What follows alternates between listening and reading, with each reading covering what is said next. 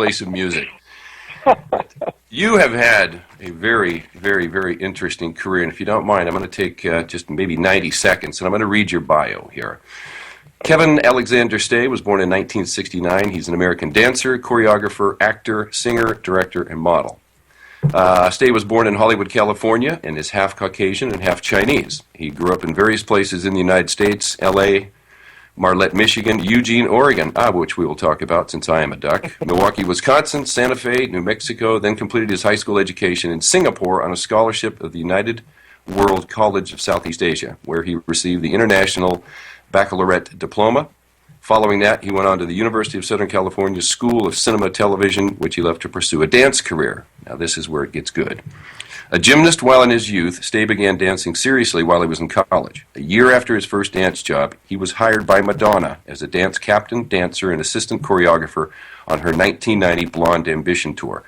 Stea had appeared several times in the documentary Truth or Dare, which was made about the tour. Subsequently, Stea danced and assisted with choreography for Michael Jackson. He has also worked with numerous other high-profile music acts, including Prince, Ricky Martin, Janet Jackson, George Michael, David Bowie, Celine Dion, Macy Gray, Anastasia, Rihanna, Lady Gaga, Beyonce, Britney Spears, Cher, Christina Aguilera, Tony Bennett, will.i.am, and the Pussycat Dolls. And Kevin has also appeared in numerous movies and TV shows, mainly in dancer roles, including Newsies, Melrose Place, Sister Act 2, Back in the Habit, Showgirls, The Birdcage, Charlie's Angels, Friends, Austin Powers and Goldmember, Rent, Scrubs, and Naked Boys Singing. He has appeared in over 50 commercials, most notably for Gap, Old Navy, and Pepsi. He also spent several years in Italy performing, singing, and choreographing on variety shows including Buona Domenica, Non dimenticate lo spazzolino da denti, and Caramba che sorpresa. He also sings and performs under the name That Rogue Romeo. Wow. That is quite a resume, my friend. That is quite a pronunciation. Well, I think I mentioned to you in our call yesterday, I spent a little time in Italy myself after college playing professional baseball, and there's a lot of things we've got in common here. So let's go into Italy right away. Tell us about your times in Italy, and are you still going over there, and what's going on? I go back and forth occasionally. Most of my ties are pretty long gone in Italy, but I used to go back and forth like several times a year. And I was there, regularly for a couple of years doing television straightforward. And I had a wonderful time there. I was just brought out there to do television, but at the same time, I took a modeling agent, so I was doing a lot of print work and modeling at the same time that I was on television. Mm-hmm. Yeah, that's interesting. When I had a blast there. Yeah. How long were you over there? For the first time, I was there 2.5 years straight. Very good. Where were you living over there? I lived in Milan and then in Rome. Milan. I lived in a little town outside of Milan called Bollate. Probably didn't hear that one, but Bollate, yeah. And then I lived in Bologna over in Castanazzo. So, very interesting work. You started dancing, what, in high school, college? Is that where you really got going in that side of it? I really started in Singapore, just randomly. I saw Janet Jackson doing a performance, and I decided I wanted to teach it to myself. And then I performed it at school. So the first class I took was really at USC. All right. So when were you down at USC then? When was that for you? USC was 87, 88 was my first year. And then 1990 I was on tour. All right, which leads me right into, so I have to ask you, you've toured with Madonna. Is that an enormous amount of work that goes on backstage prior to those shows to get those so choreographed? Oh my God, yeah, it was crazy. And plus, I was still in school while I was doing it, and I was working with the choreographer in the morning to create the steps, and then teaching stuff to Madonna during the midday, and then teaching everything to the dancers in the afternoon, and then going home, and I had other shows to do, and essays to write, and classes in the morning. Yeah, it was a lot. But you know what? She has a reputation for being very hard on people. But she really just expects people to work as hard as she does to create the product that she wants, and so do I. I expect people to work hard as well. So we got along quite well in that respect. She had nothing to complain about with me because I was working just as hard as she was. Well, I guess you've answered my question because you read so much in these tabloids and the riffraff out there about these people being so hard to work with, and I have met major league stars through film, and I've never found any of them that hard to get along with. If you're respectful and you do your job and you respect their time, I find them quite easy to work with. But with going back to the pre-work before you guys get on stage, people buy tickets, they go see the show. How many hundreds of hours do you guys work backstage before you get up there for that 2-hour show? Can you go into detail a little bit? Well, you think it seems like it would be more than it is, and actually times that we get to rehearse now are even less than they were back then. We had maybe 6 weeks to prepare that tour, and so there were 19 numbers in the show. So we were doing, the first week we did the video for Vogue, and then after that we were doing about a number a day, like creating a number a day, and then we had like 2 weeks of run-throughs where we did 2 shows a day, every single day, to work out all the kinks. Yeah, it was rough to work out all the kinks, so that by the time we got on stage, it was fairly easy, and we kind of knew what we had to, how we had to get through, how we had to get through the 19 numbers and survive. Wow, that is a lot of work. So that by the end of those tours, you must be just, okay, this is enough. I need a break. I need a rest, don't you? Yeah, well, I could have gone forever. I love touring. I mean, for me, it wasn't that difficult. The United States was difficult because we were doing 5 shows a week and traveling in between. Like literally doing 2 shows here, traveling 3 shows there, traveling 2 shows there, traveling 5 shows here, like that. But by the time we got to Europe, we were only doing maybe 3 to 4 shows a week, and that's totally doable. I think the larger scale artists like, like Paul McCartney or Tina Turner and Cher, they have fantastic schedules. Yeah, so, they can go on forever doing it. But I think someone like Gaga, that's rough because she does a million shows, a million videos, a million live performances in between. It's brutal, but she's the artist to work for.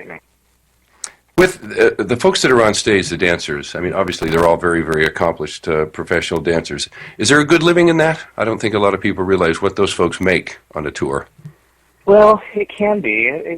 It's been weird. I mean, the money that we got back in the day hasn't changed that much, actually. The standard of living obviously has, but the amount of money that we've earned over time, it really hasn't because it's not a union gig. We've recently managed to tack ourselves onto the union contract that the singers enjoy. So if they're willing to sign on, then the dancers also become union, and then they don't have to choose between their pension and health benefits and going on tour, which was a thing. You really had to choose. Like, do I want to stick around and do commercials and television shows and enjoy my pension and health, or do I actually want to go on tour and be with these artists and earn money, but not be covered with health insurance? It's interesting you mentioned that because I did my first film back in 1984, and I had the joy of working with Cloris Leachman, the very first film I ever done. We made as much money back in the 80s as we do now. It's nothing has really changed. We get the same hourly rate. I am SAG. Are you in Screen Actors Guild too yourself? Yeah. Yes, okay. Yes, It's it is interesting how commercials and just day shots, the rates have not really gone up that much, and I think that's a lot of things going on with the music business out there. And all the artists I talk to, they made more money playing gigs on Friday and Saturday night back in the 80s and 90s than they do now. It's tough out there for these bands to just play in these clubs on weekends for the work they get and the hours that they put into it. But many of them do it not so much to be professional musicians, just the passion of it, and that's where a lot of the bands come into our city radio. So now with regarding your go ahead. I was going to say you have to have the passion for it. That's really the bottom line of everything creative. Especially, I think back in the day, at least there was some sort of financial reimbursement at the end. But now, especially, you really just have to have a passion for anything that you're doing because financial rewards are never secure. Absolutely. That's an item there that I also work with another gal, Shelley Dudley, who has a show called Rock the System, and that's one of the things that with every artist we've spoke of, you have to have that passion to do this business and certainly be very thick-skinned and to keep up the attitude to do this out there because it is so incredibly competitive. So why don't we do this? We're into this about 12 to 13 minutes here, and I always like to give the folks a taste of your music. This first song we're going to play is called City of Glass. Why don't you give us a brief explanation on what that's about, and then we'll roll right into it. City of Glass was kind of the second song that I wrote from this album, and it's really about that moment of looking around and realizing that you think you're in motion, and you think you're moving, and you think your life is moving forward, and you're really not. You're really just I think just a lot of people will identify with this. Let's hear it, folks. This is Kevin Stea, the Rogue Romeo, and this is City of Glass. We'll be right back on Whatever It Takes.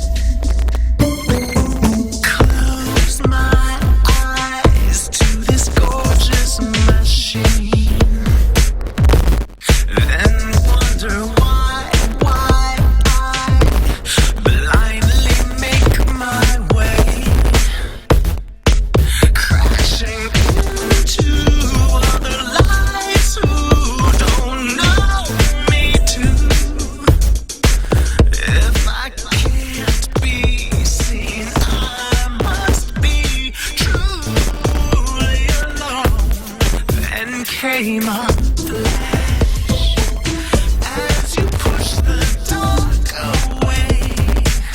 Feel my pupils raise. A frozen moment, time will change until we touch and the flash, flash, flash, flash.